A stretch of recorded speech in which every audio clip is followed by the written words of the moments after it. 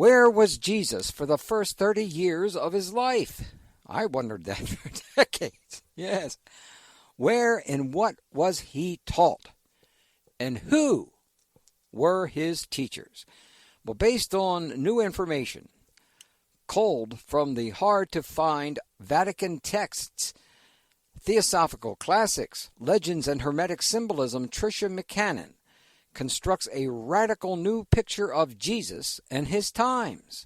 She asserts that Jesus spent at least 7 years in Egypt, a number of years in England, and visited both India and Tibet before beginning his public ministry in Palestine. Now, this is a wide-ranging examination of the direct links and similarities between Jesus' teachings and those of a variety of mystery religions and sects that were popular during his lifetime, including the Essenes, the Buddhists, and Druids. McCannon offers compelling evidence that places Jesus' life and mission firmly in the context of the profound spiritual teachings that came before him. Drawing on records from the Vatican, Tibet, India, and Egypt, along with Greek, Aramaic, and Pali texts, as well as oral traditions of Jesus' teachings, McCannon uncovers the real reason that he has remained such a powerful and pivotal figure in world consciousness for over 2 millennia. Tricia McCannon is a renowned clairvoyant teacher and mystical symbologist.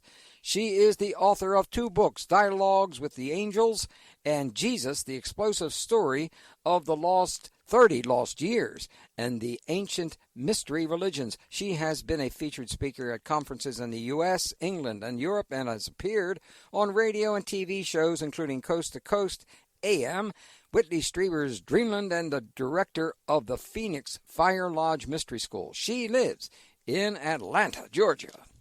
Welcome back to 21st Century Radio, Tricia. Oh, hi, Bob. What a pleasure it is to be with everybody on this beautiful day. Well, I am pretty excited about talking about this book because it unravels a lot of mysteries that we have been poking at for about 30 years. And 30. Yes, it does indeed. And, I think the life of Jesus is one of the greatest mysteries of, really of the ages. And these last 2,000 years, there have been a lot of people who've really sought to understand it and to decode it. But as we know, in the New Testament, there's a whole lot of open space. We kind of only know, like, of the nativity and his birth, and then that whole incident when he's 12 years old and gets to go to the temple, and then there's big space, big yeah. space. And then we have the stories from Matthew, Mark, Luke, and John about when his ministry begins. And so, as you know, and I wanted to mention to you, I know we're going to be primarily talking about Jesus, but I have to send you an updated bio because, as you may or may not remember, I had a third book come out. Well, that was my next question. Coming out in the fall with one of your wonderful books and your wife's book. So the third book is called The Return of the Divine Sophia, Healing the Earth Through the Lost Wisdom Teachings of Jesus, Isis, and Mary Magdalene. So that one has at least 5 chapters on Jesus' hidden teachings and so forth. So it's also very relevant to what we're doing today. And then the one that's coming out in with Inner Traditions, which is your wife's publisher as well as mine, is called The Angelic Origins of the Soul, Discovering Your Divine Purpose. And so, they're all linked together because I definitely consider myself a mystical Christian. Mm-hmm. And I kind of want to just put that out there right away because, when we say a radical reinterpretation and so forth, I think it's very important for people to understand that there are so many people who have read this book the last 2 or 3 years since it's been out, and I get letters and emails and phone calls from people all the time, people who are like, I never even liked Jesus. I never even got Jesus. And they read this book, and they're like, I love him. Mm-hmm. He is great because you get him at an entirely different level that's not just sort of what the church has told us with religion, which is, I think, a little confusing because, we've got the Old Testament, which seems to be a God of blame and vengeance and punishment and threats. And then we have the New Testament God, which is a God of love and forgiveness and wholeness and kindness, and, the kingdom is within. And for a lot of people in the Judeo-Christian world, I think it's very difficult to kind of reconcile these two pictures. And so I think that these two books about Jesus and then the Divine Sophia really address how to come to terms and reconcile what's going on with some of our religious literature and how to put it in the right context historically and to fill in the blanks along the way. Well, you are an enormously busy person. Tell us where you've just been. What have you been up to? Well, I just came from New York. I was up in New York speaking actually at the ARE, or the Association for, it's the Edgar Cayce Center, basically. I think it's the Association for Research and Enlightenment. But, their headquarters is in Virginia Beach, and I was very honored to go up and speak in New York at the center. I did a whole program actually on Atlantis and all this amazing evidence that they're finding. In the last 200 years, we've discovered over 500 lost or hidden cities, many of them underwater, enormous pyramids, off the coast of Okinawa, Japan, and Yogaguni, which was probably part of Lemuria, and whoever was living there, they were obviously giants, because you'd have to be a giant to take the steps up the pyramids that size. And then we kind of made our way over and looking at, of course, the island of Santorini, or Thera, which is, in the Mediterranean or the Aegean. Then we made our way over to the coast of Spain and Portugal, taking a look at these pyramids that they found underwater near the Azores, which are just absolutely beautiful islands. And also ruins they found inside the Straits of Gibraltar. And, of course, we know from Plato that Atlantis was outside the Straits of Gibraltar. So these may be people that survived and moved inland and kind of tried to recreate their culture, but there's an incredible underwater park there that's like temples with Athena, and, just like what you'd imagine Atlantis would look like. And then we went all the way over to the Bahamas and the Caribbean and Havana, Cuba, where they found incredible ruins. So I'm going to be speaking on Atlantis, actually, in Los Angeles, in Venice Beach, and Irvine, California, and then I'll probably be doing a tour around Atlantis and these lost civilizations up the West Coast in Mount Shasta and Eugene and Ashland and Oregon, Portland, Oregon, and Seattle and Vancouver. And then I have this new book coming out along with your wife's wonderful book, which looks fabulous, by the way, Bob. The one about the mystical white animals and the spirit animals. I want to read it, and I want to do a if you'll have me, I'll do a review for you, because that looks like a great book. It is a great book, and the fact that she can communicate and has been communicating with animals since she was a child has made a very big difference in the happiness in her life, because in so many ways animals can help heal us as we help them at the same time. Of course, I'm really quite biased in this area, because my wife is my mentor in this particular area. I had no idea about 40 years ago that dogs or any animal had the kind of consciousness they had. It was really wonderful growing and learning that, and I look forward to other people knowing and what she's learned and how she's been able to do things. Thank you. I'll let her know that right now. Let me just say that I know that there's this really amazing thing that is happening on the planet, and where there are these white animals being born, white buffalo, white wolves, white, of course, we always have white rabbits and things like that, but there's a lot, like white llamas. There's a whole series of white animals that are being born.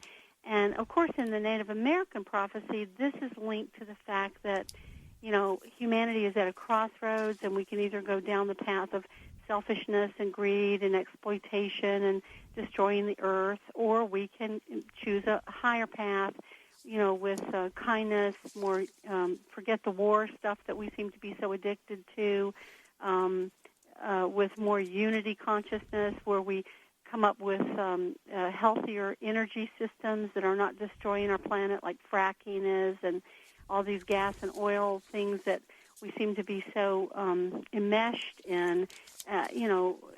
as we can see, that there seem to be really, the strong money people, a lot of them have been behind this old system, and it's very hard to allow it to transform, which is a shame.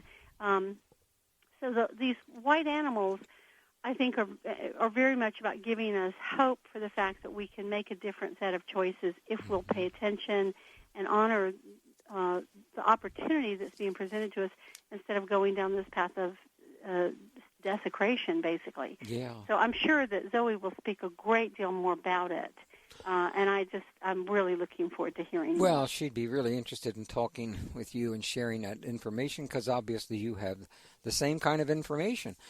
Well, I think we're all on the same page about where we are, and it's a very critical time. And this is one of the reasons I think that understanding the deeper role of Jesus and also the deeper role of Mary Magdalene and the divine feminine and bringing the feminine and masculine back into balance in the world is so critical. And, again, and we're going to hopefully go down that path with our conversation, but along that lines, I want to mention your wonderful book, that last wonderful book that you wrote about Lady Liberty, which I had the pleasure of reading. It was excellent, by the way. Thank you. And you not only dealt with grounded history and how the Statue of Liberty, came to be, but also the deeper roots of this wisdom culture that had to do with the divine feminine. Yeah. And so I know that's a subject you know a great deal about. Well, my producer actually did major work in this when I had to take over doing murals again. It kept getting in my life that I had to finish. She came in and made sure that you see that bibliography we have, 17 pages of it? Oh my gosh. We are two after the same, on the same page. I have 100 pages of footnotes, bibliographies, and glossaries. And of course, when you're reading it, you don't feel like it's dense. That's just right. like with your book. Yeah. You feel like it's totally readable. It's fun to read. You can't wait to get to the next chapter. But you can see the depth and breadth of the research in both of our books because we're willing to do the research and do the work. And to me, I look at it like a trail of breadcrumbs that we have left so that if people really want to know more, we've given them, this enormous body of information. But if they're like, I don't know, that's not what I was taught in Sunday school, they can actually go back and check it out for themselves. Yeah. And I think that's very valuable. Well, thank you. Obviously, I think that's we're on the same page and have been for a long time. Throughout your book, we got to take a break. We're going to take a break here with our guest, Tricia McCannon. And the book we're going to discuss this evening is Jesus, the Explosive Story of the 30 Lost Years and the Ancient Mystery Religions. Now, let me tell you, this is a multiple genius that's put this together. And that's one of the reasons why it goes, so deep and uses quality references which really make the difference, as far as I'm concerned, about believability. We'll be back with our guest in just a few minutes. This is Elaine Pagels, author of the Gnostic Gospels, and also of a new book called Revelations, Visions, Prophecy, and Politics in the Book of Revelation. I'm a professor of religion at Princeton University, and you are listening to 21st Century Radio with Dr. Bob Hieronimus. You can visit Tricia's website for more info on her books and readings and talks. That's Tricia McCannon, McCannon.com, TriciaMcCannon.com. Well, Tricia, throughout your book, you frequently write that you never intended to write this book, but you ended up writing it anyway. Why? That is such a great question, Bob. Yeah, I live in Atlanta, and I grew up here in the Deep South, and maybe like a lot of people who are listening to this, there were certain things that I heard that didn't make sense to me. My dad was Baptist, so it was hellfire, brimstone, and damnation, and then my mom was Methodist, and then we wound up, going around to other churches trying to find a better fit for us, and something that wasn't so angry, basically, and fearful and scary. And we went to Presbyterian and Lutheran, went to a bunch of churches, and they're all cool in different ways. But we settled on an Episcopalian church, and I was confirmed there when I was 13. And, I definitely grew up in the church, and I loved Episcopalian. I consider it like Catholic light. You got all the cool stuff like the incense and the ceremony, but without the guilt and the shame and so forth. And so I had always thought Jesus was wonderful, but my older sister became a fundamentalist, and she married a fundamentalist preacher. So in the name of Jesus, I saw a lot of things being done just at the family level that were really off. And, judgment and blame and punishment and beating and whipping and all with Jesus' name attached to it. And so I really basically kind of had it with, it's like, I'd had it crammed down my throat to the point that it was like, I really just forget it. Sure. If this is how it's going to look in religion, there's something wrong with this picture. It doesn't, somehow this kind of judgment abuse that I saw associated with many religions, not just fundamentalist Christianity. You see it in the Muslim religion. You've seen it in some things in the Jewish religion. It didn't work for me. And so the last thing I ever intended to do was write a book on Jesus. But what happened for me was I went to college, Florida State University, and, then came out and became a commercial photographer. But as you know, I'm a clairvoyant, and I had seen angels since the time I was a little girl. I had been speaking with masters. When I was 19 years old, I had a group of masters called the Viragi appear to me and began to, they had a map to all the multidimensional levels of reality. They taught the ancient science of soul travel, which is the ability every one of us have to shift our consciousness to where we're able to travel beyond our physical body while we're still alive in the physical world into these higher realms and regions, so we don't have to just, wait to find out when we die. And so, I really had gone on to study Egyptian mysteries, Celtic mysteries, Native American mysteries, the ancient goddess teachings. Many traditions, and I really saw how they all work together, from the Druids to the Essenes and so forth. And so I was writing a book really about the mysteries. And I had put into the book 3 little chapters on Jesus because I happen to think Jesus is very important. I love his message, that love is the answer and forgiveness is the key, and that the kingdom of heaven's within, and judge not lest ye be judged. And so, we reap what we sow. So many things he said really resonated with me. And so before I knew it, I had 200 pages inside of what was now a 600-page book, which the publishers aren't going to like a 600-page book. No, they don't. For them, that's 3 200-page books. Yeah. So I thought, what am I going to do? I just don't know. So I decided, I know what I'm going to do. I'm just going to take out the section on Jesus, and that's going to solve my space problem. So it was the week after Christmas.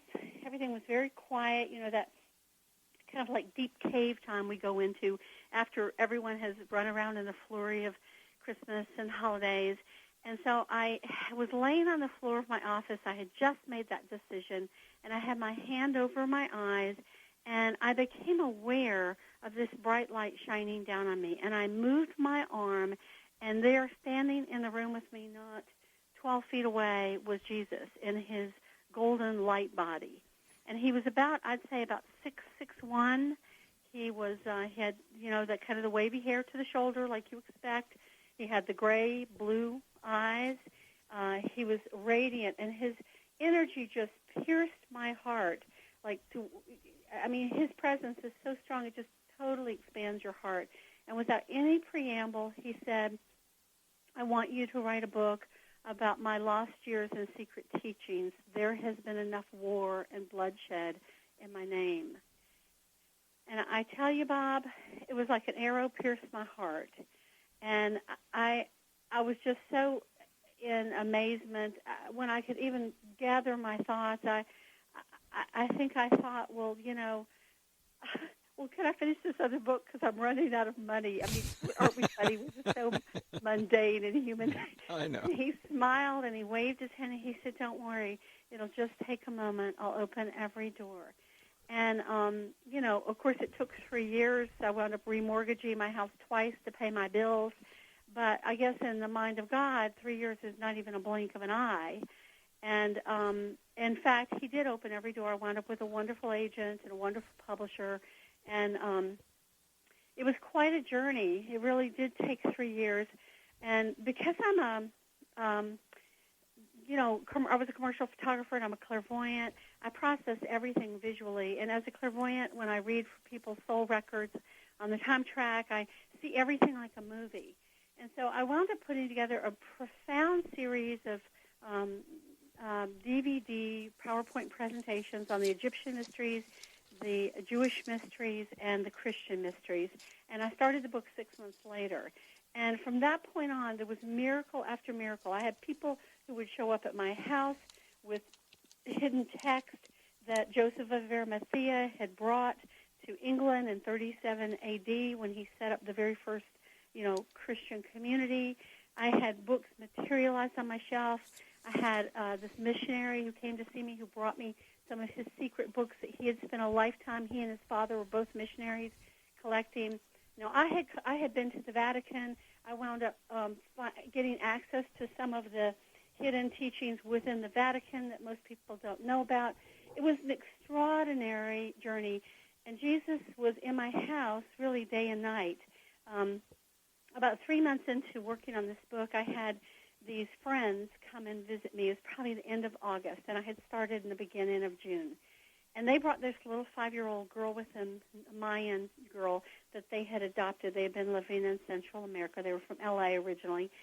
And they stayed in my house, and she slept in the bed, the guest room, and I had been sleeping in the guest room because it was about 10 feet from my computer. It was like one of those Jack and Jill bedrooms with a bathroom in between, and they were waking me up at all times of the day and night.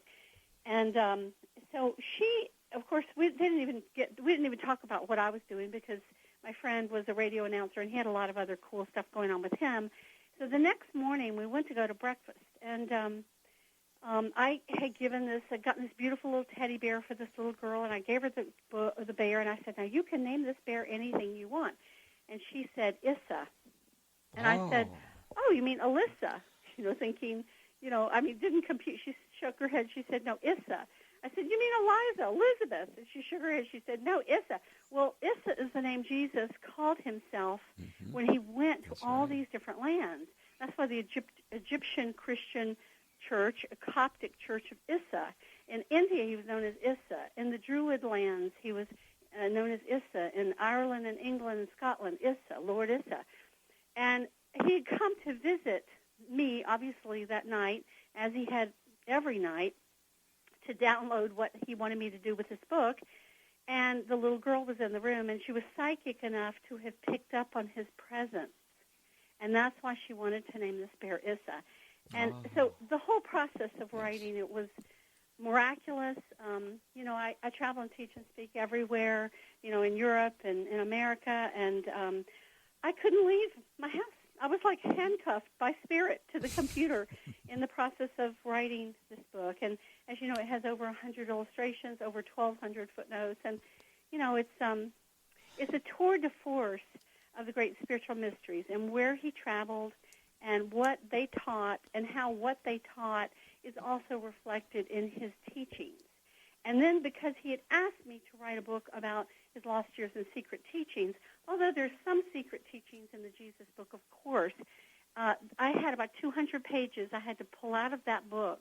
And so that 200 pages wound up in the book, The Return of the Divine Sophia, which was the next book that I wrote, Healing the Earth Through the Lost Wisdom Teachings of Jesus, Isis, and Mary Magdalene, where we begin to take a look at how Jesus understood that the masculine and feminine had gotten out of balance in the world and how important it was to bring it back into balance. So he called God the Abba Father, Amma God, the Father, Mother God, or the Mother, Father God. And he said that there's a divine Father, Mother, and there's also a divine daughter and son, and that periodically they come to earth to help humanity, even as I and Mary Magdalene have come to earth. Now, he also said that he cannot return until the divine feminine is re-enthroned in the world. Oh, my. So, of course, those people the patriarchy who's in power, I think that they want to hold on to their power. So it behooved them to basically, minimize Mary Magdalene's role, turn her into a prostitute, which she certainly was not. She was actually put in charge of the inner teachings of the church, the Christian church, where Peter was put in charge of the outer teachings. And this is, of course, how all the great mystery schools were across the world. There was an exoteric or outer school that taught moral principles like the Ten Commandments. And then there was an inner school that really taught the inner spiritual connection. So Peter was the outer, the rock, and Mary Magdalene, or Mary the Magdala, Mary the Great, was meant to teach the inner. And actually, this is one of the things that I discovered through my research, was that for many years after the crucifixion, after Joseph of Arimathea and Mary Magdalene, Mary Salome, Mary Jacobi, Mary the Mother, and some of the disciples fled to the south of France and then made their way finally up to Britain and settled in Britain, although some were left, like Lazarus in France as the first bishop, I think, of the church. I discovered that every 3 years there were conclaves on the Isle of Cyprus where Mary Magdalene would come and teach, and Christians from all around in that area would come for like 2 weeks. And she would teach in the morning, and then it would be open for discussion and understanding and people to, put in what their thoughts were in the course of the afternoon. And, of course, we've lost all this in our human history. And the early Gnostics believed that Mary Magdalene was actually an incarnation of the divine Sophia, or the divine mother-daughter principle. And she had over 250 of her own wisdom sayings that they collected that are just as profound as what Jesus had to say and totally in line with what Jesus had to say. So, it's been quite a journey to be in the energy of these beings, because not only were all these masters coming to see me during those 3 years, but then when I began to work on the Sophia book, I had all these aspects of the divine feminine coming in. And as you know, I'm an artist, and, I did about 100 illustrations for each one of these books. And as I would draw, the presences of those divine aspects of the divine father, mother, daughter, son would come and kind of work through my hand while I was in the process of drawing, for 4 or 6 hours, and then they would move off. And I'm sure they improved the drawing, because even though I was an art major in college, I kind of went to photography and video and production, so I was a little rusty. And I'm sure they really helped to inspire that work. So, it's so interesting how these beings are still alive in the spirit world, and how we can interact with them if our heart is pure and our consciousness is pure. Well, boy, way to go. That really condensed an enormous amount of knowledge and information in just a matter of 10 minutes. That was really great. Now, we got to take a break here. When we return, as you said, we lost his teachings, because, well, you didn't note this, but you noted in the book, they were purposely destroyed. It's not that people were lazy and couldn't find them and stuck them somewhere and then couldn't remember where, but but they were destroyed intentionally. You're so cute. Yeah, you're right. They did everything they could. They literally sent out teams to destroy them. And correct. Fortunately, from the Nag Hammadi text and the Dead Sea Scrolls from 1945 and 1947, that's when they were discovered. We have some of that has been preserved by the Essenes, thank goodness. So I know you need to go to a break, so yeah. I look forward to you talking on the other side. Well, when we come back, I'm going to ask you about, this is one of the other great pluses about your book, the information on the ancient mysteries and the Great White Brotherhood. Now, this is really key as far as I'm concerned. Most people ignore it, and that's a big mistake. We'll be back with our guest, Tricia McCannon. Jesus, the explosive story of the 30 lost years in the ancient mystery religions, Hampton Roads Publishing in 2010. Visit Tricia's website for more information on her books and readings and talks. Tricia McCannon, McCannon.com. Hello, I'm Michael Bastine, co-author of Iroquois Supernatural, and you are listening to 21st Century Radio with Dr. Bob Hieronimus. Thank you so much for this opportunity, and we hope you enjoy all the work that we're doing for the people. Welcome back to 21st Century Radio with our guest Tricia McCannon. Of course, I knew you knew the name of this book, right? The Explosive Story of the 30 Lost Years and the Ancient Mystery Religions, Hampton Roads. Well, I know that my listeners know this. I one time was going to become a priest. I was very serious about it. Then I discovered the Dead Sea Scrolls, and then I discovered the Gnostic teachings, and I realized somebody forgot a lot of history. And of course, it wasn't forgotten. It was just wiped out, and so were so many of the people that were involved in it. Let's see. Tricia, who is or are the Great White Brotherhood, and how are they connected and related to Jesus? Wow. Well, we all know the story of the three magi that came to visit him at his birth. And, of course, the term magi comes from the words magician, and we think magicians, are, during the fundamentalist Christian era, we thought magicians were bad, but yet here are these three, kings or three magi, whether they were kings of countries or they were spiritual kings, masters, basically, that came to honor him. And we know they were astrologers and astronomers because they were following some star, the Star of Bethlehem. Now, whether that was a UFO, whether that was a astrological conjunction, I talk about at great length in my book. You sure do. I take a look at all the options, but we do know that there were actually independent reports of it. There's a report from Bethlehem, from the rabbi of that town, who basically said that it was like, this bright light came and shone down around the whole town, and it was like, like a big full moon, but even brighter. And they thought that the gods were coming back. I mean, everyone was trying to figure out what was happening. And, of course, that was the same kind of experience that the shepherds had, too, except that they were hearing this incredible celestial music coming down at the same time. So what was your question? I'm sorry, I've gone down this whole Bethlehem path. Well, we're at the Great White Brotherhood. Oh, yeah, the Great White Brotherhood. Yes, the Magi. So the Great White Brotherhood is actually a group of spiritual masters that are both on this planet and off this planet, who are beings that have achieved enlightenment, spiritual enlightenment and oneness, and really wish to help humanity to move towards this enlightenment for each and every one of us. And so, they are people who have come down and gone through the same kind of suffering that many of us do. They've gone through hundreds of lifetimes like many of us have gone through, and eventually achieved a level of high consciousness oneness with the divine.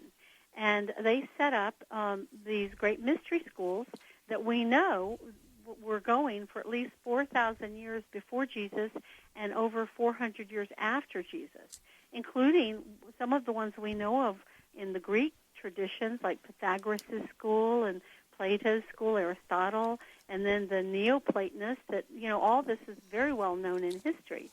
And, of course, the Neoplatonist schools combine the Christian wisdom and the teachings of Jesus with a lot of the wisdom that had come before in a beautiful marriage, where they showed how Jesus was working within the laws of the universe, and that, it wasn't charlatanry. It was actually the fact that his consciousness was at such a high level that he could actually command the elements and so forth. And so all this, of course, was disbanded and destroyed by Constantine, by Theodosius around.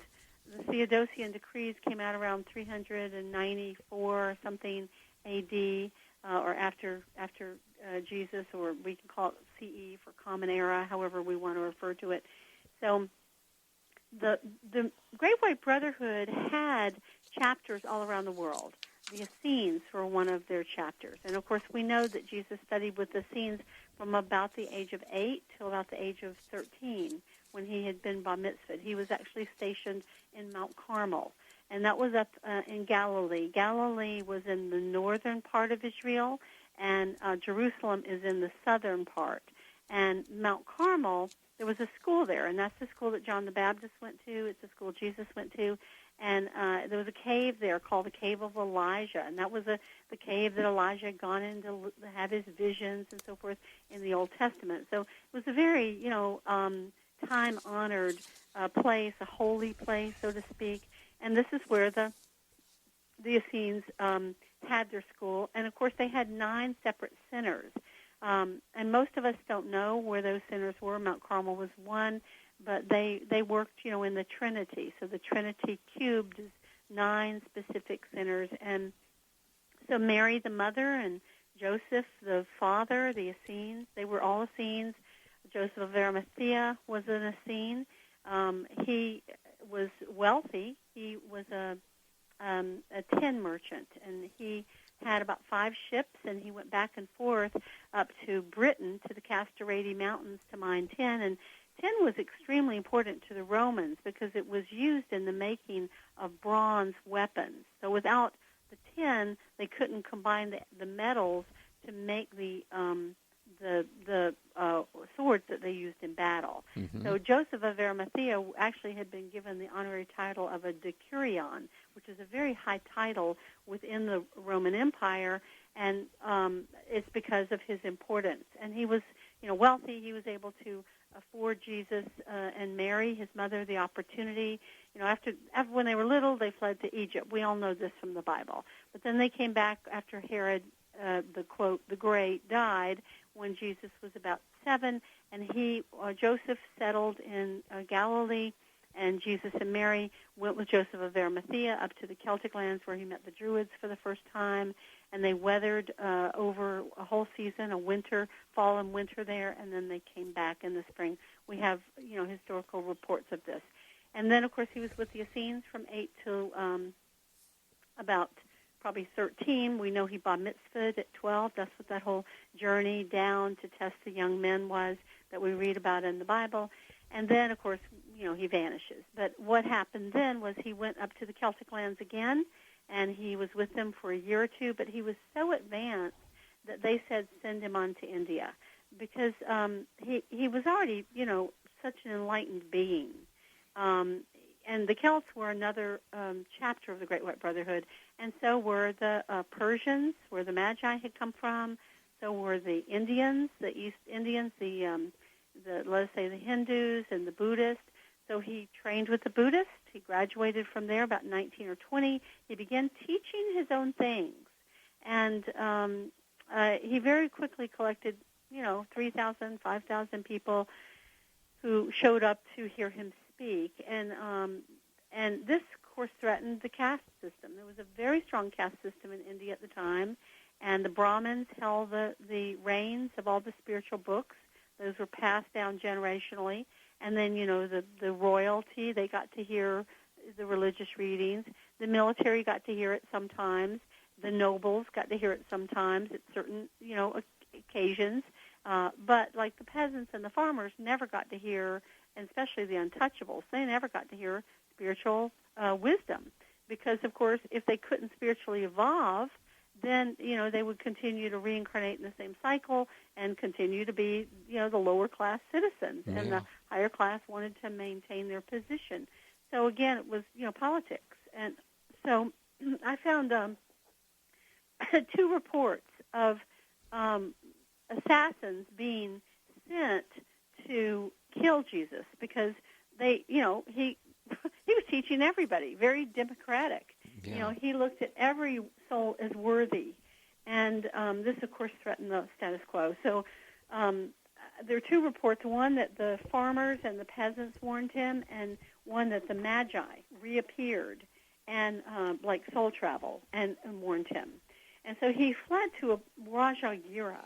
And Rajagira was a Buddhist community, and he lived there for 6 years, and he learned to speak and write and read the language of Pali, P-A-L-I, and he was accepted by the Buddhists as the second Buddha that the first Buddha had predicted would come 500 years after him. Mm-hmm. Buddha had predicted that a perfectly realized being would come 500 years after me, and Jesus could have just stayed there. He didn't have to leave and come back, but he was very aware that he had a mission, and so he chose to come back. And then I had track him through the Towert Pass along the Silk Road, where the Magi led him and met him, and he was trained in the Persian mysteries. And most of us don't know anything about these great mystery schools, but there was a group called the Sarmang Society, and this is a society that we only hear about in more modern times through the writings of Gurdjieff. But the Sarmang Society had a deep and powerful knowledge of the stars and the cycles of time, the cycles and the ages of human evolution and human consciousness. And they believed that they had discovered the existence of a being so powerful, basically a son of God, so powerful that he could insert himself into any age that he wished. And he usually would appear between the change of the ages. So in other words, between the age of Aries and the age of Pisces, which is when Jesus came, or between the age of Gemini and Taurus, which is when Mithra came.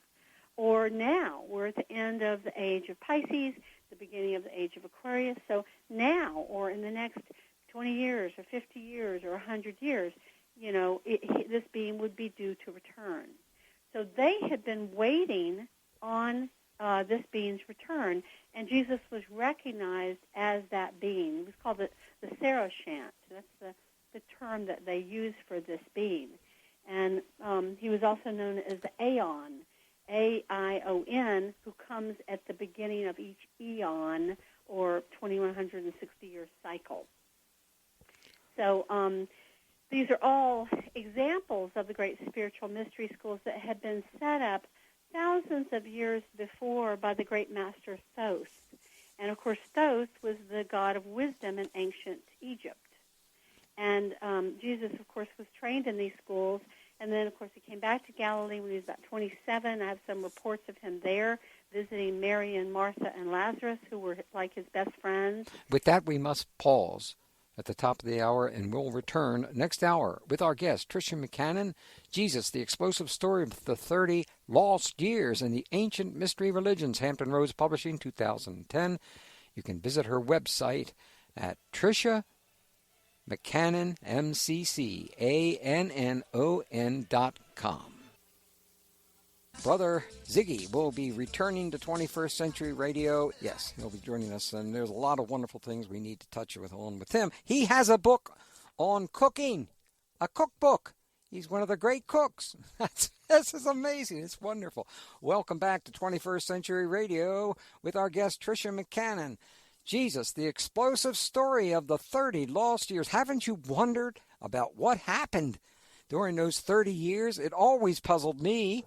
I had to know sooner or later, and I'm glad I found someone who can confirm what many people have suggested, but have never been able to confirm to my expectations, because I'm a Virgo, and that's a problem. It really is, because you want to get things right the first time, and when you make mistakes, I don't like myself when I do that.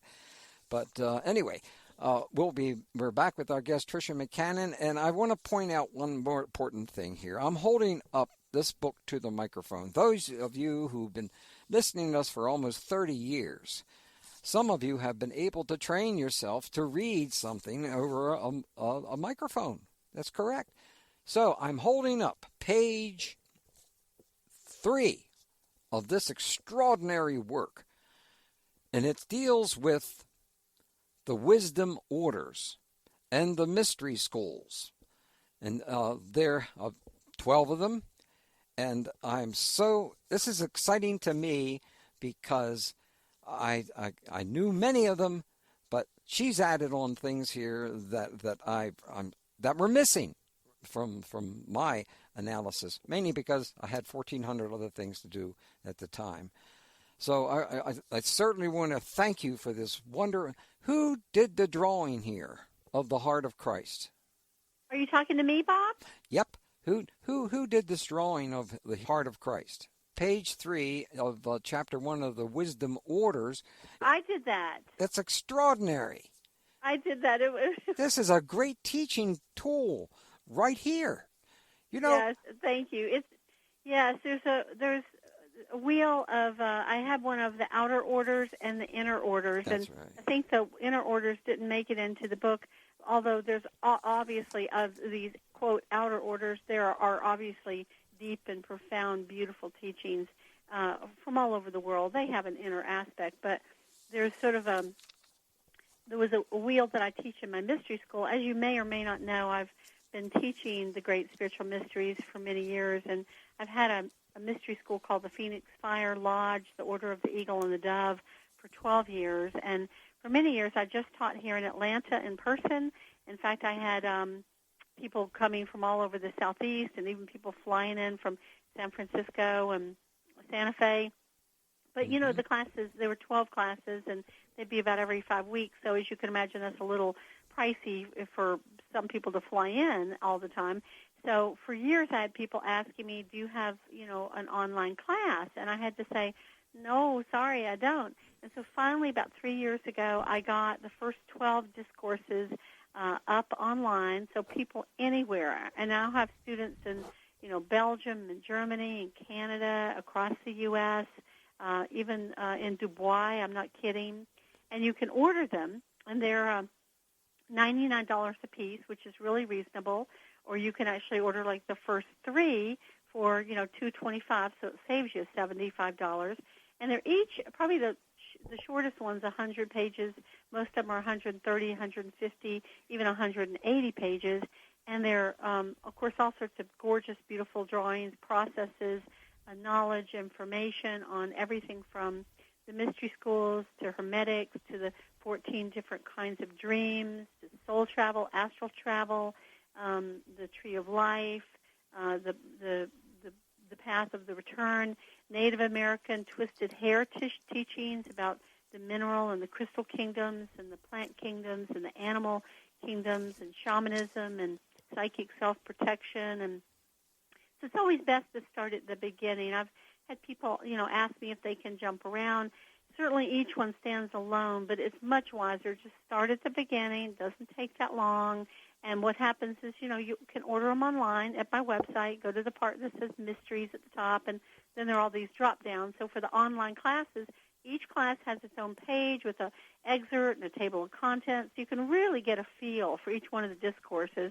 And then at the bottom of the page, you can either order it separately or you can order it as part of a set of 3. And then I get the order in, and I send them individually as a separate email, and they're a PDF. So you just click on it, opens up just like a book. It's really just like a book. And I always tell people, just print it off, put it in a 3-ring notebook. That way you can write in it, you can take notes, you can highlight the things that you want to, and study it. Take it to lunch with you. And, I let couples, if you're living under the same roof, they can study a discourse together for no extra money. That's fine. Whether you're married or married in your heart is fine. And so the first 12 are up. And the second level of the mysteries really is all Egyptian, although there's Egyptian that's woven all through the first level, along with Christian and Celtic and Native American and many sources, Buddhist. Really, the higher you go in consciousness, the more you see that it's a universal conversation. The masters aren't arguing with one another. It's just when we're down here stuck in dogma or kind of a smaller, more limited view that's more territorial or fear-based. And, of course, that's what we're raised in. So there are many good people who have good hearts. They truly love God, and they are seeking, the divine. But they've been conditioned to believe it had to be accessed through only one religion.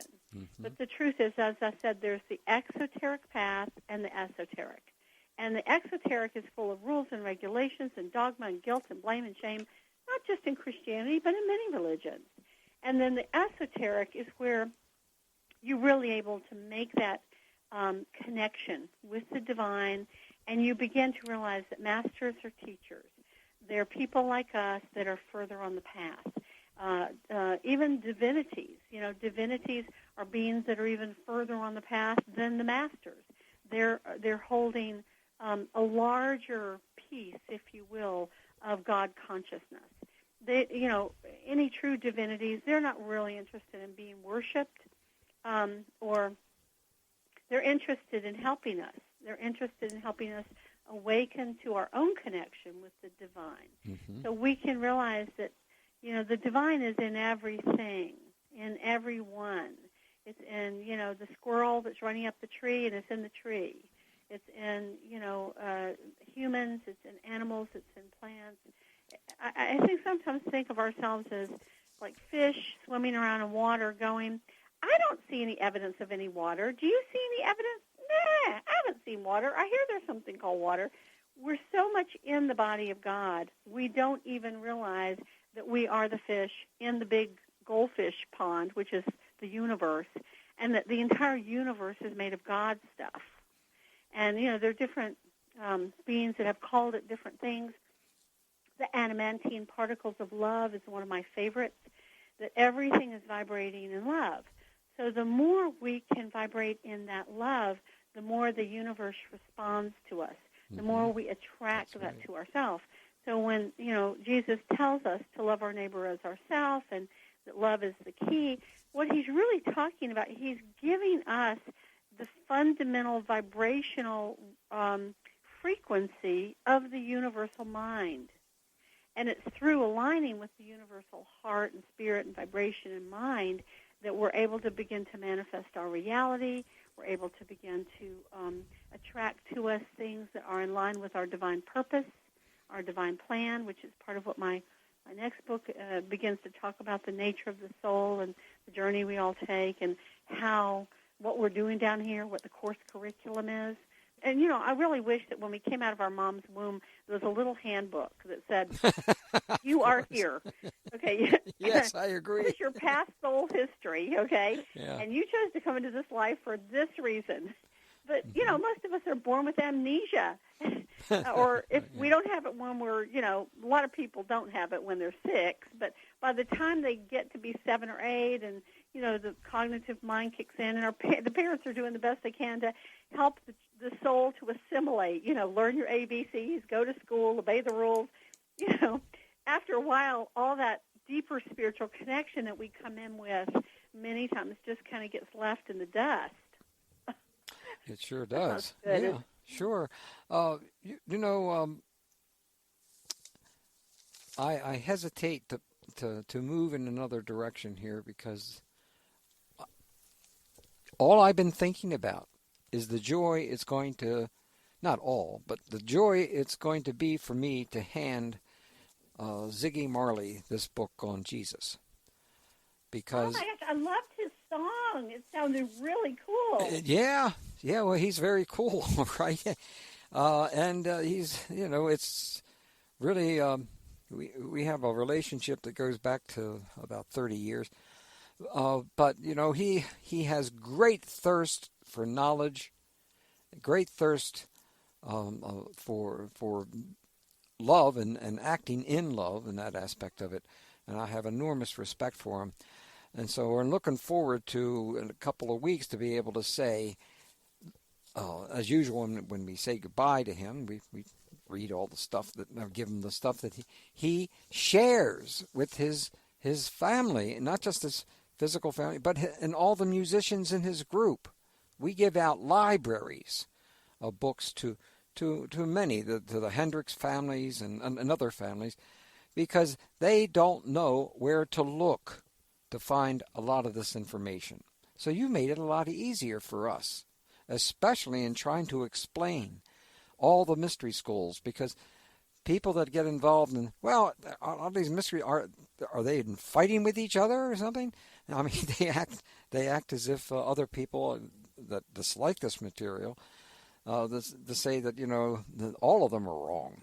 And yet they all seem to work together on a much higher level. And that's one of the great values of just this one page. I'm sorry, I better stop. I'm stopping. So I better... No, really. I mean, just a little bit I heard of that song is totally magical and wonderful. And, of course, Bob Marley was wonderful. I imagine this is his son, right? Yes, this is his son. Well, they brought so much light and love to the world. And, I hope his music continues to just expand and his success to get greater and greater, because we need all the joy and love and light and optimism that we can possibly get, especially in the political climate that we seem to be waking up to every morning. Yeah. Well, look, I'll tell you what, in regards to this, I don't want to forget this, I hope you don't mind my putting in your little package of thank yous a guitar pick from his dad. No. Yes.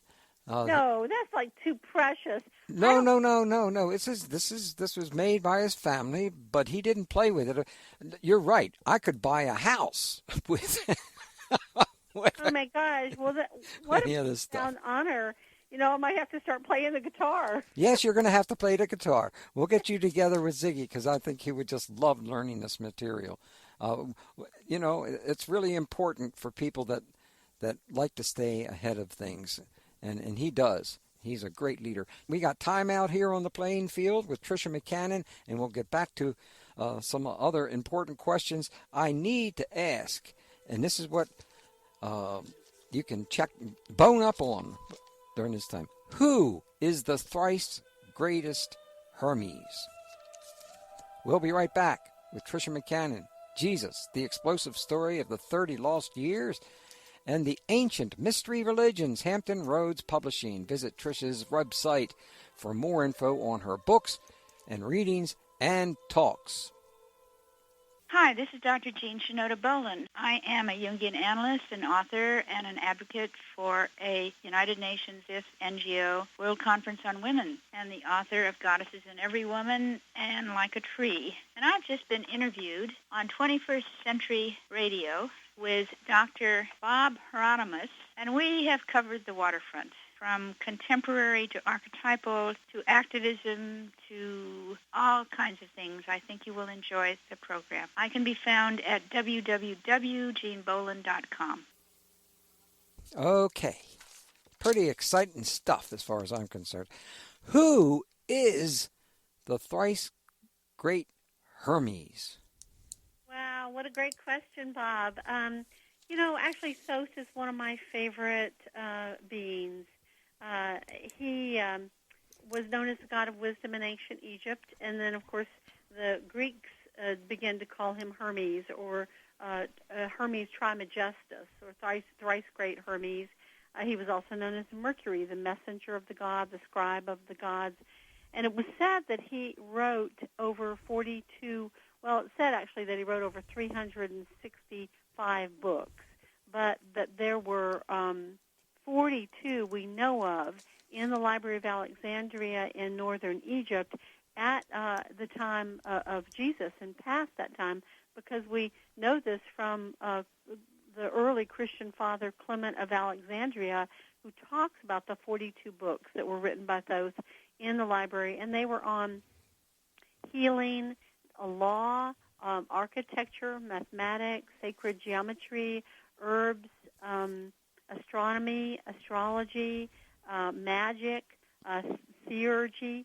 And theurgy is different from theology. Theology is kind of what they teach you when you go to seminary, and that's talking about God. Theurgy is making a direct connection with God or with the divine. So one's more of a mental exercise, and the other is more of a heart-based spirit encounter, let us say. And so those books were said to contain all the wisdom of the world, and as we know, the early Christians burned them, and then later when they were lot of them were replaced or recopied, or they had copies. The Muslims came in and burned them in the 600s. And so, to my knowledge, we don't have those 700,000 scrolls and books that were so very, very important in terms of really recording a far more ancient history of the world than most of us think about or even know about. You know, I think this was in large part by the Christian and the Muslim church to try to rewrite history. And it's, from my point of view, it was like giving us a historical lobotomy in truth, because you know that there was probably information on Lemuria and Atlantis, on these earlier ages of human civilizations, on the great spiritual masters, probably the Anunnaki gods that visited the planet. I mean, so much information that we are only now just beginning to piece together in some kind of a real timeline through the discoveries of some of the things I was talking about earlier. Right now I'm putting together these amazing new presentations on the scientific evidence for earlier advanced civilizations, because we've found so much of it, like screws in 300-million-year-old rock and a three-pronged plug. I'm not kidding, in a 400-million-year-old rock that geologists have said the rock grew around the plug. So, I mean, either ETs were visiting and threw the garbage out the window, you know, and 4 million years ago, or else, you know, there's something else going on with our history that we have no real sense of. And we know anthropology kind of pushes Homo sapiens back 200 to 300,000 years ago. In fact, they've now found, like you remember with Lucy, the female from South Africa, where they have traced the X chromosome of all living people to Lucy, who was like I think she was Australopithecus, about 3.3 million years ago or something. But now they have a Y chromosome that they've managed to trace to men that they date back to about 270,000 years ago, saying that basically, you know, Homo sapiens, as we know of them, and later Homo sapiens sapiens came around, we believe, currently in anthropological circles, that came up about 40,000 years ago. So, but we could have a big conversation about this, because this is one of the many fields of interest that I have, where I'm really trying to look at the big picture, and how I have come to see how this fits together is that basically we are immortal souls. We have the spark of the divine within us. Some of us are more aware of it. Some of us are less aware of it. Some of us have clouded that spark of light and love and beauty through, you know, terrible conditioning or trauma, or not believing in ourselves or loving ourselves, not realizing we're connected to the whole, and acting in selfish, you know, a destructive manner. But ultimately, all of us are on a big journey, and that journey, as we descend into the lower worlds of time and space, we are playing. You know, we're kind of, every lifetime is a series of tests. Every single day, we have a choice of being angry or being kind. We have a choice of being impatient or being understanding. We have a choice of being destructive or being constructive. And so every day, every single day, we get a new opportunity, and we make slow but steady progress, hopefully, so that at the end of every lifetime, we've learned something about love and kindness and unity and the divine within ourselves and within others. And we come a little closer, lifetime after lifetime, step by step, to this divine wisdom that Jesus embodied so profoundly. And that the whole thing about Easter is that, you know, in the mystery schools, they understood that the soul is immortal. But because we have amnesia and the curtain is mostly closed for people, they actually deliberately induced out-of-body, near-death experiences. And just as people die now and then they come back from the dead and they report going to the other side and seeing these vast cities of light and these angels and these beautiful beings, they deliberately set up these deep initiation processes, aside from all the teaching and all the other things they did to prepare the student. Ultimately, it was this theurgy experience where the person, through out-of-body, soul travel, you know, near death, they literally had an experience themselves, where they went to the other side. They saw what it was like. They didn't have to take somebody's word for it. They could realize that they were immortal and that what we do in every lifetime matters. It matters and not only in terms of who we affect in the third dimension, but it matters in terms of the consciousness we achieve so that when we die, we go to these various levels based on our consciousness, and also it affects the next lifetime when we come back because, we can't suddenly go from being an asshole, forgive the French, on radio to being, a master in one lifetime. It's a journey of spiritual unfoldment and evolution that takes time. And so they understood this, the masters did, and this is what the great mystery schools were set up for. And Hermes actually began all of these mystery schools because even though he was one of the Anunnaki gods who, lived for 400,000 years or 500,000 or, that 1 year on their planet was 3,600 of our years. So if they lived 100 of their years, that's 360,000 of our years, which is mind-blowing to us. It's hard for us to even conceive of that. And then they took, the soma or the nectar from the tree of life, which doubled their lifespan. So on their planet, they lived about 750,000 years. That's 750,000 years. So, of course, they would appear through time. We were living, at one point, like Methuselah and Noah and Enoch. Those guys had very long lifespans, but, even 1,000 years is a drop in the bucket next to when you're talking about, 750,000 years. So the gods would appear from age to age, and they'd appear completely unchanged. So, this is just because they were, the gods with a little g, doesn't mean they were completely enlightened. Mm-hmm. There were some that were just as secular and, worldly based as any human, and there are others that were spiritually much more evolved, and they had, tried to really embody this Christ consciousness. And certainly Thoth was one of them, and Isis, who was his daughter, was one, and Horus, who was her son, and Thoth's grandson, was one.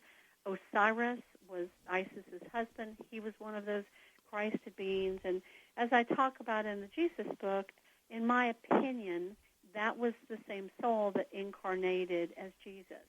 And there's a lot of reasons that I say that. The MO is the same, a being who comes to earth, who loves humanity, who travels and heals and teaches, who brings light and joy to others, and who is taken out by the dark forces, and then through the power of love, Isis, is resurrected. And of course, what Jesus portrayed in the crucifixion and in the being coming, rising from the dead, was the immortal nature of the soul. The fact that he played out this great mystery drama that had been played in secret within the mystery schools, that you could die and come back and be reborn. He played it out on the world stage in Jerusalem before some very dark forces. Those Jewish patriarchs that wanted him taken out, the Roman patriarchs that wanted him taken out. And so this was an incredible thing he did. And I have no doubt that he could have chosen not to do it. He could have not only chosen not to do it by staying in, Persia and India and Buddhist communities and the Druids and all these places, the Egyptian community where he was for 7 years, all these places that knew him and saw him and loved him. But even in Jerusalem, he was psychically, spiritually aware enough that he could have simply avoided being caught or teleported himself or called in a bunch of angels to move him out of the harm's way. But he deliberately chose that crucifixion in order to have that mystery drama play out. And as he says over and over again, let those who have the ears to hear, hear, and let those that have the eyes to see, see. And this, whenever he says that, it is he's speaking to the initiates. He's speaking to people who can pull back the veil of the mundane world, the exoteric, and see the deeper meaning about what it is, that mystery drama of the crucifixion and the resurrection that we celebrate now 2,000 years later on Easter Day, what it really represented and how very important it was. Whoa, boy, that was... You really unloaded there, dear. Well, I mean, as you know, this was the ancient celebration of the goddess of fertility, Ostara. Ostara, that's why we have the Easter bunny and the Easter eggs, which doesn't make sense from the Christian perspective of, died on the cross.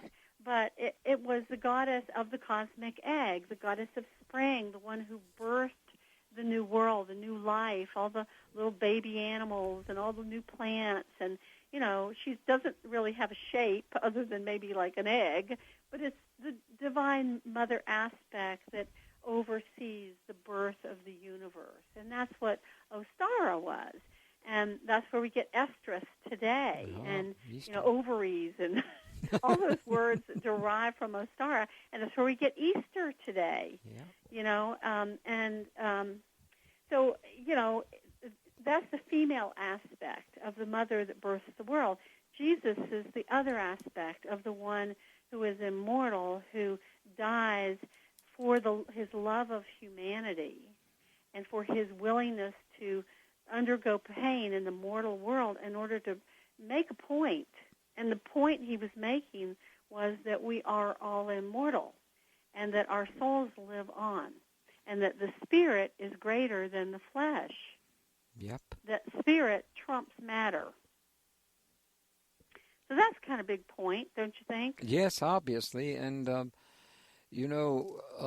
one of the things I want to return to, because you brought up the divine feminine a couple of times, when we come back, we're going to take not our final break, but our bottom break here. You note that we have largely lost the ability to achieve this integration and balance because our culture denigrates the divine feminine, and I'd like you to go into explaining that for us. It's important. We'll be back with our guest, Tricia McCannon, Jesus, the Explosive Story of the 30 Lost Years and Ancient Mystery Religions, Hampton Roads Publishing. And you can visit her website at triciamccannon.com. Hi, I'm Reverend Dr. Karen Tate. I'm the author of Goddess Calling, Inspirational Messages and Meditations of Sacred Feminine Liberation Theology, and the radio show host of Voices of the Sacred Feminine Radio on Blog Talk. My website is www.karentate.com. And you've been listening to 21st Century Radio with Dr. Bob Hieronimus. I hope you'll read my books and discover why the spirituality of the sacred feminine is today's new liberation theology, setting us free from the domination and exploitation of patriarchy, and how that patriarchy has kept women and men from achieving their fullest potential. She must have been reading my mind. We're in our last segment, and I'm sorry for that because I've got about 40 more questions. However, I'm going to try to concentrate on 3 more questions. And that is, Tricia, they are going to be, that's interesting that we had this particular question here. You note that we have largely lost the ability to achieve this integration and balance because our culture denigrates the divine feminine, and I want you to explain that. And then I'd love to try to get to who are the sons of God. Friends, there's so much in this information. A book that you really need to get your hands on, and we might have time for one. We didn't even get to there are 4 canonical Gospels, but there were many other Gospels. We'll never get to touch on them, but this book does, such as the Gospels of Thomas, Philip, Barnabas, Peter, Mary, and the book on Clement. I mean, this is just filled with information. We covered a bit of it, but you can only do so much in a limited 2 hours with all these commercials. So can we start with the divine feminine? And because our culture denigrates the divine feminine, you note that we have largely lost the ability to achieve integration and balance. What can we do about this, and can you explain it? Well, first, I'd like to give a little historical context for this. This wasn't always so, and in fact, one of the things I discovered in the research of my book is we have discovered through archaeology and anthropology that basically for a lot of the first 200,000 years that Homo sapiens were down here on Earth, that we everyone observed that who gave birth was the feminine of every species. And so who would have birthed the universe? Well, logically, naturally, it would be the Divine Mother. That makes sense because, you can see that's what nature tells us.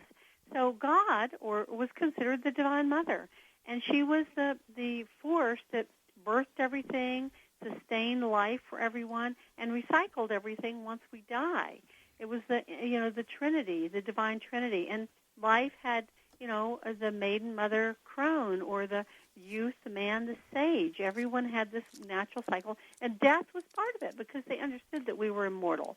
And we see this even in the burial graves where they, of prehistoric man, where they put people into the earth in a womb-like position, with possessions preparing for the afterlife.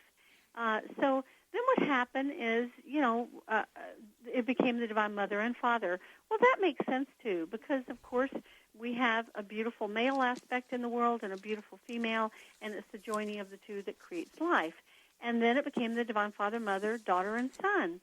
In other words, there's an aspect of the Mother and Father, or God, the One, that it splits itself into two as the force of love and power, or love and wisdom, and that part remains in heaven. But then there are aspects of these divine feminine and masculine forces that come to earth, the sons and daughters of God. And they come down as fully enlightened beings who come to try to raise the consciousness of humanity. And I talk about them in my book about Jesus, and again, the other book, The Return of the Divine Sophia, which is the second book kind of in this series, where we're really discussing the discovery of this archaeology and anthropology and this bigger picture that's supported by history that most people don't know a lot about because, as you said, the patriarchy has suppressed it. So we went on pretty well during that period where it was the Divine Father, Mother, Daughter, and Son. And, in fact, we did not have war for thousands of years, thousands of peaceful civilizations that didn't have to have war. Well, then the patriarchy decided they wanted the power, and everybody else had to bow to them. So they set out to get rid of the mother, the daughter, and the son. And they basically did about, the better part about 3,000 years ago. And we had war, and more war starting from, actually probably about 4,000 years ago.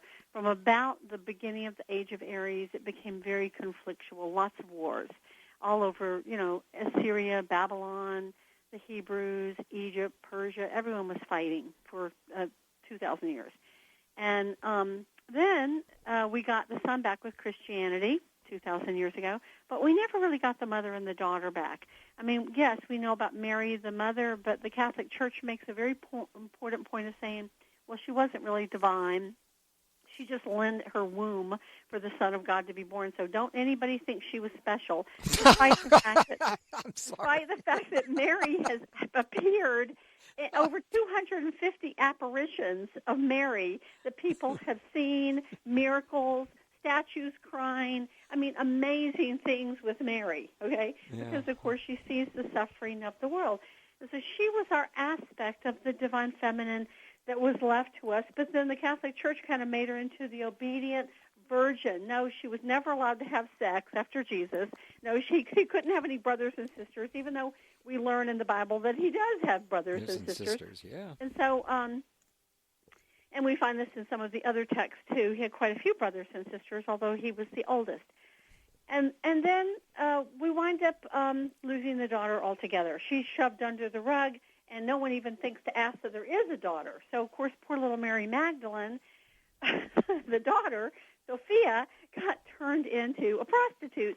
And if she wasn't, the reason we think that is because in, I think it was 591 A.D., Pope Gregory, in his 33 homily, said something like, basically, where did she get that expensive ointment that she used to anoint our Lord? Clearly, she must have gotten it by perfuming her body with forbidden acts of the flesh. So that is like complete conjure that he made that up. He made it up. I mean, purely made it up. And then the patriarchy took it and just kind of ran with it because it suited their agenda. And, of course, there are people who have done other levels of research where they kind of showed literally that Mary and Jesus, it looks like, had one child and could have had two or even three, that there was a lineage of Merovingian kings that was throughout France. Most of them were very peaceful, high consciousness beings who would have let us say, a war counselor, although they themselves weren't warriors. But some of them did become strong as warriors. They united a lot of France and Spain in that area, and this was extremely threatening to the Catholic Church. So the work from the book Holy Blood, Holy Grail that I think came out in the 70s, 1975, I believe, by 3 authors, that book really takes a serious look at what that Merovingian lineage was, that the Catholic Church basically went up and made a deal with them saying, look, there were 23 sects of Christianity at that point. If you will support our version of Christianity, we will support the lineage of Jesus in perpetuity forever and ever. And, of course, they lied because they just wanted to get the power. And so the Merovingians said, okay. And so, a couple of hundred years later, they had a full-scale massacre of all the men, forced the women to marry into the usurper line, and that's kind of who then began to take power in Europe because the Catholic Church was all behind that. And all this has been heavily covered up. And, of course, it was political, it was monetary, it was social, it was control. And, you really have to dig to find this stuff, but you can find it. And it's good that it's coming out because there was just a whole twisting of the real teachings of Jesus. Like, for example, St. Augustine, oh, my goodness, what a piece of work he was. Oh. I mean, he taught that we are damned from the time we're born Yes. because our parents had sex.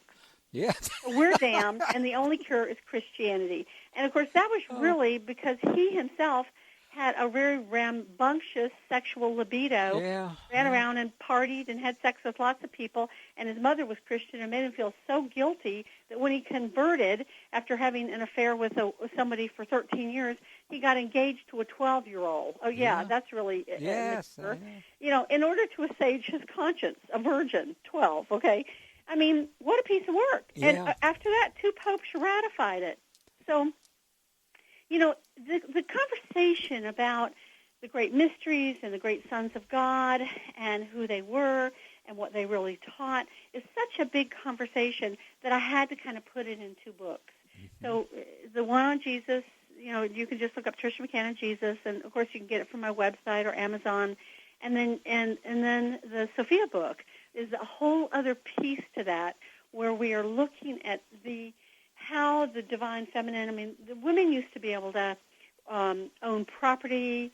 If their husbands died, they could keep the house. Well, this became, untenable to the Catholic Church. They wound up deciding, here they'd send the boys off in battle, kill the sons, kill the husbands through war and battles, religious battles, and then the wife would be turned out. And this is where the whole story of the witches or the crones gathering twigs in the forest to survive, they felt so guilty because basically the church wanted the property. And that's the same thing, too, with the ministers. In the beginning, all the ministers, they could get married, no problem. But then guess what? They left their homes to their children and their wife when they died. The church wanted that property. So they changed the rules. And so, it's gotten out of balance. And it's very sad because even somebody who is a priest or a minister has the right to have the closeness and warmth and love and intimacy of a wife or a husband and a family. And to try to impose something other than that creates this sort of twist in the field that we've seen where these Catholic priests have been accused of pedophilia and things like that. Because, their options for getting some kind of sexual contact were cut off from adults. So, they picked children, which was even more horrible. So, they need to recorrect that so that, both men and women who all have, has no gender. We've all been men and women.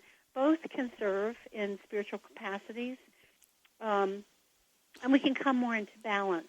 And men and women both should be allowed to love God, serve the divine, but also have a full life that remains in balance. Does that make sense to you? Absolutely, because that's why we have the imbalance and why these crazy things happen. Right. Is that men can't control themselves, so therefore they have to punish the woman because, of course, it's all her fault.